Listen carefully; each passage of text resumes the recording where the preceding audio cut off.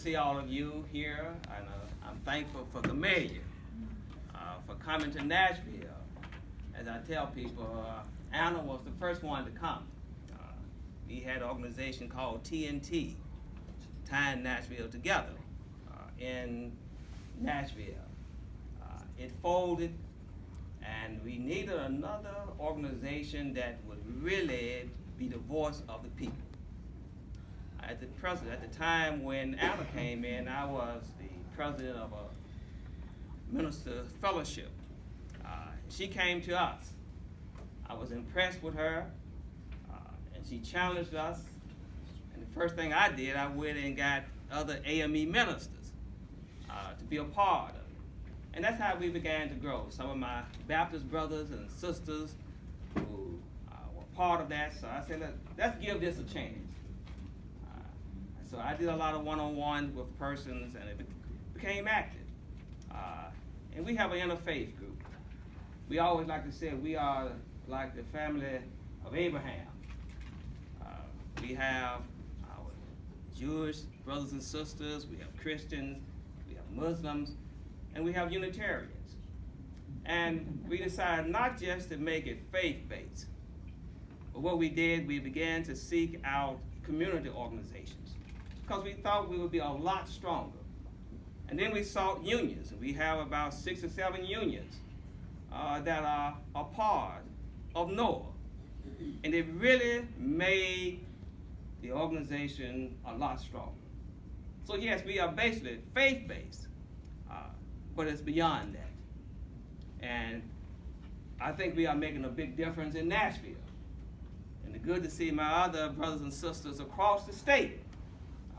So you heard we kind of divided up into 3 sections, the West, Middle, and East. So we are in all of them now. North, and then Michael is in the house. Caleb. And right now we are working on Oak Ridge and Knoxville. So we will have a strong network in Tennessee, and we're going to make some changes in Tennessee. Yes, all right. And that's a promise. And I hope to just challenge all of us tonight, not just you, but myself. You know, as a pastor, I told people now the first person I preach to is myself. I had to look in the mirror. I was the kind of person before I got to pulpit, I had to look in the mirror and preach.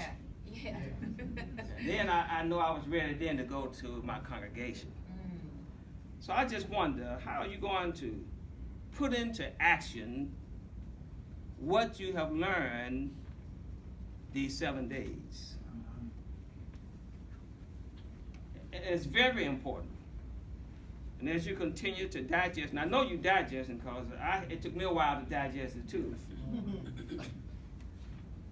As you continue to digest this training, how would you turn this training into practice? That's what's most important. You know, that's very important. Turn it into practice. And you ought to have been challenged. And I know you've been challenged. Yes, Lord. You ought to have been challenged to the point where you can hardly wait to hit the ground running. You're ready. You got your shoes, your jogging shoes on. Ready. And you running, whether it might be your congregation, it might be your community, it might be your union, just going into the public arena. Are you ready? Ready. And that's very important. You got to be ready. If you're not ready, you aren't going to do anything. But you got to be ready. And I just wonder, have you truly made those commitments to do justice? You got to make the commitment. If there is no commitment, you cannot move. And I just wonder how many of you have already identified those persons you're going to have those one-on-ones. Yes. You ought to already have your list. Yes.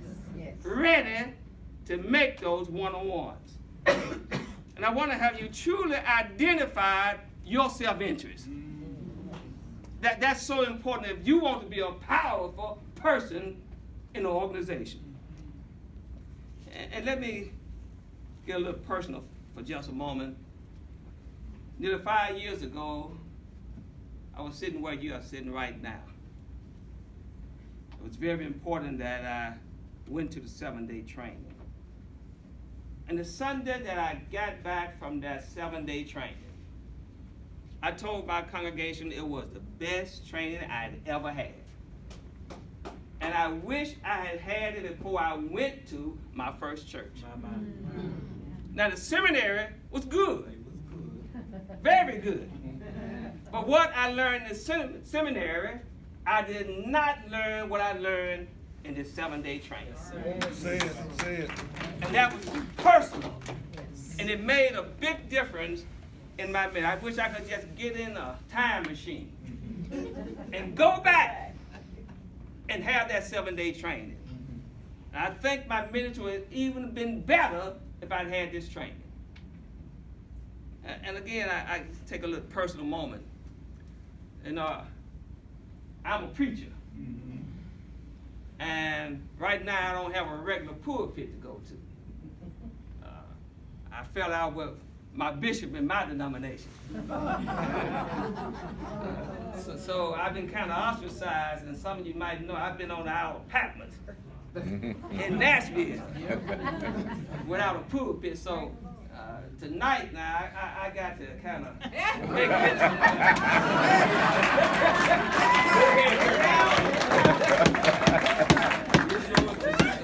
So please excuse me if I make this my prophetic pulpit tonight. You know, I'm reminded of a passage of scripture from my faith community. It's recorded in that 12th chapter of Matthew. And it tells the story of an evil spirit that was expelled from a person. And after being expelled, the spirit wandered, seeking rest in someone else, to mess up someone else's life. But it found no resting place. Now imagine this evil spirit being the spirit of injustice. Well, and also imagine that this person could be a community. It just might be a city.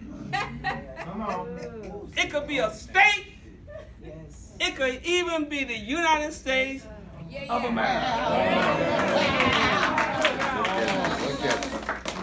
And really, I see a lot of parallels in this parable, in this story, that can help us to put into effect this 7-day training. Tell the story, sir.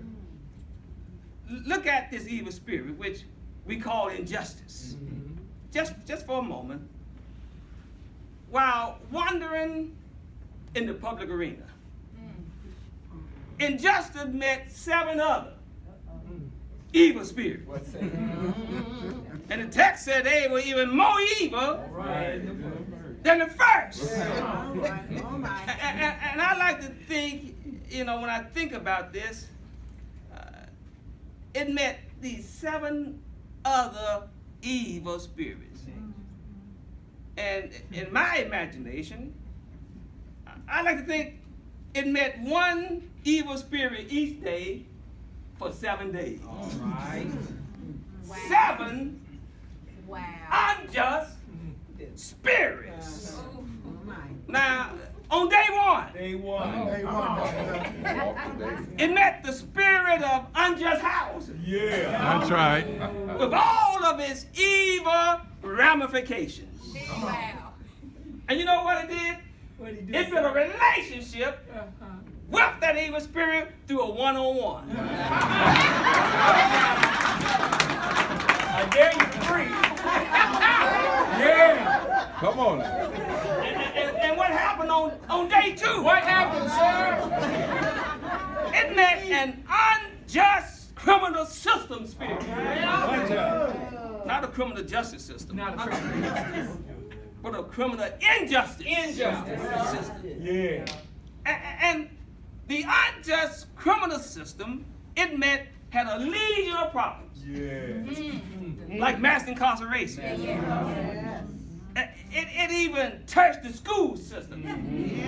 Our babies, our children, even the school to prison pipeline. Come on here. And you have to understand that it even had a one-on-one with it. Come on now. Just think about it. And really you have to understand, you know, I'm a statistic of the criminal injustice system. You know, I was a conscious objector during the Vietnam War. Thank you. I refused to go into the service. I fought against that war. It was unjust. And I can't help, I don't believe in just wars. All right. Well, If you can tell me what's just and holy about any war, I sit down and listen to it. Okay. But all of them are evil and unjust. And the strange thing, when I was in prison from Tennessee, then they shipped me to Leavenworth, then they shipped me to Oklahoma, and then I found out they shipped me to Cedarville, Texas. And I saw the same injustices in prison that was on the outside. So we got some work to do. Well, then day 3 came around. It meant the spirit of unjust wages. well, Can you imagine? Not a living wage. Did you hear that teacher last night? Yes. She had to get a second job The teacher did. just to try to make it. Certified. Something is wrong. Something wrong, sir. Something is wrong. City is progressive. Nashville is one of the most progressive growing cities. It city. The hit city. Some other folk call it something else.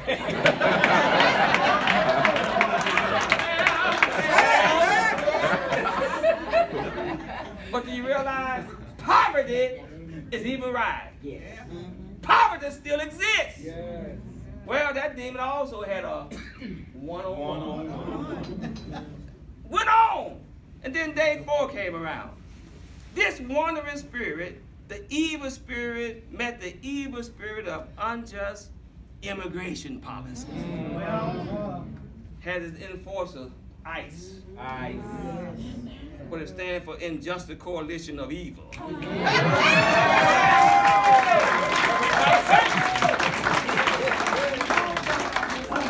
And this is the strangest thing. Do you realize it wasn't through? It could have just gone and met him, but again had a what? A one-on-one. Well, it still wasn't through. On day 5, this wandering spirit met the spirit of injustice lending practices. You know, there's a lot of predatory lenders. Where? Especially in the impoverished community. So this spirit said, I like that, so we're going to have a one-on-one. Still building relationships. Isn't that strange? Yeah. The evil can build relationships. And then on day 6 rolled around. Met the spirit of an unjust transit system. What you You heard that last night too. Isn't it something that, again, when it's proven, statistics can show that when the transit system come up, the housing prices go up. Less affordable houses, less workforce housing. All because it's evil. And then they also had Oh, a one-on-one. Yes, sir. And then day 7, it met the evil spirit of unjust voting laws. well, You know, and it focused on gerrymandering and repealing voting rights. And this was to come from again. So it had it what? One-on-one. And then something happened. Something happened. 7 days, 7 evil spirits, 7 one-on-ones. And the spirit of injustice decided to go back to his former residence. To go back to his former community. Decided to go back to Detroit.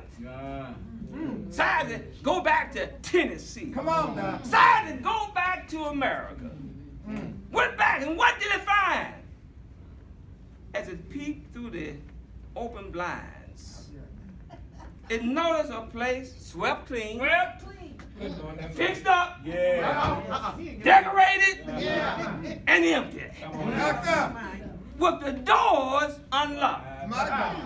So what did the spirit of injustice decide to do next? It went back, got all 7 evil, unjust spirits that it had one-on-one and developed some strong relationships. Brought them back. And the parable states that the person, the community, the city, the state, the country was worse than before. So what lessons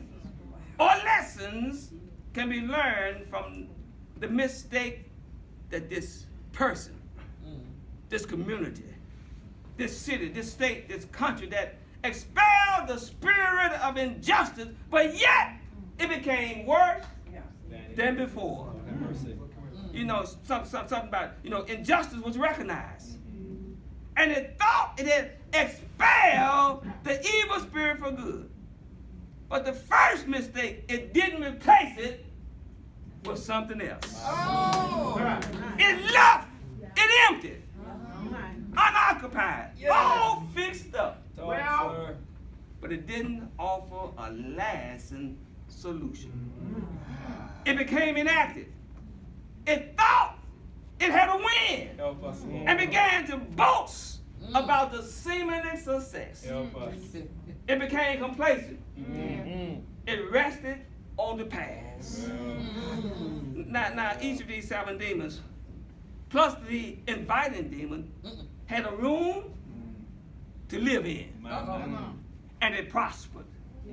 Nothing had been put in place to keep the demons of injustice from rearing their ugly heads. Even the demons, had one-on-ones. Built relationships. Just think about it. Even the demons were wise enough to strategically plan their attack. Now, if the demons can do that, if the evil spirits can do that, what should we be doing? They knew the difference between the private and the public arena. Even the evil spirit developed courtiers. They even had a listening campaign. Now I'm talking about evil, wicked, low down, evil spirit organized. This reminds me of the end of another parable where it states, it is true that the children of this world are more shrewd in dealing with the world around them than are the children of the light. In other words, the citizens of this world are more clever in dishonesty and injustice than the godly are for righteousness and justice. But I have some good news for you. Good news. We have been called for such a time as this.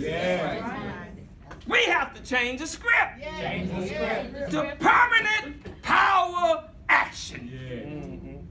We can be guilty of just writing marvelous constitutions and Declaration of Independence, and I can spend a whole lot of time on that, but I won't touch that. Glowing vision and mission statements. I know we can write some marvelous resolutions and op-eds. Sometimes they aren't worth the paper they are written on. That's right. And if we don't get to the task of doing justice, they are no good. Get to the task. Not just talk. Not just talk it up. Oh, we can quote these great, marvelous, great scriptures on justice. And we can quote from the great leaders of the past. We can do that. We can sound like we We are truly for justice. We sound good, don't we? You can be good for nothing. We can sound good. You know, our every issue should be for justice. Yes, be specific in identifying the injustice, but do something about it. That's right. And not just expel an injustice, but replace it with justice. That's right. There you go. And then do everything within your godly power, your given power to keep out injustice. Yes, God. If you throw it out, keep it out. Keep it out. Just as the great theologian coined the term cheap grace, there's also a thing as cheap justice. Uh-oh. Empty justice. Inactive justice. Dead justice. To just expose or empty it out. That's not good enough. That's right. You can expose it and expel an injustice, but don't think you are successful. To talk about injustice is not good enough. Right. We have to do some justice. Yes. One of our colleagues, Dennis A. Jacobson, wrote the book, Doing Justice. I'm going to tell you, that's a must read. If you want to recap what you're doing these 7 days, pick up that book and read it. Doing Justice. It speaks about acts of justice, not about talks of justice, but acts of justice. Using power to do justice. And when we leave this place, as all of us, are we just going to be pious and begin to mumble the cliches of justice? Or are we going to use our God-given power to do justice? You know, I'm telling you, there's so many evil spirits of injustice out there. There are legions of evil spirits of injustice all around us.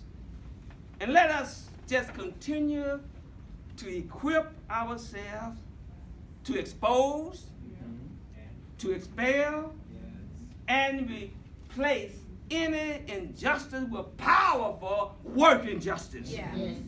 So let's just get to work. Yeah. All right. You came here to do some work. Yeah. You've been equipped. Don't throw the equipment away. Don't throw it away. When you leave here, please keep it handy. Yes, sir. And if you don't put it to use, it's going to rust away.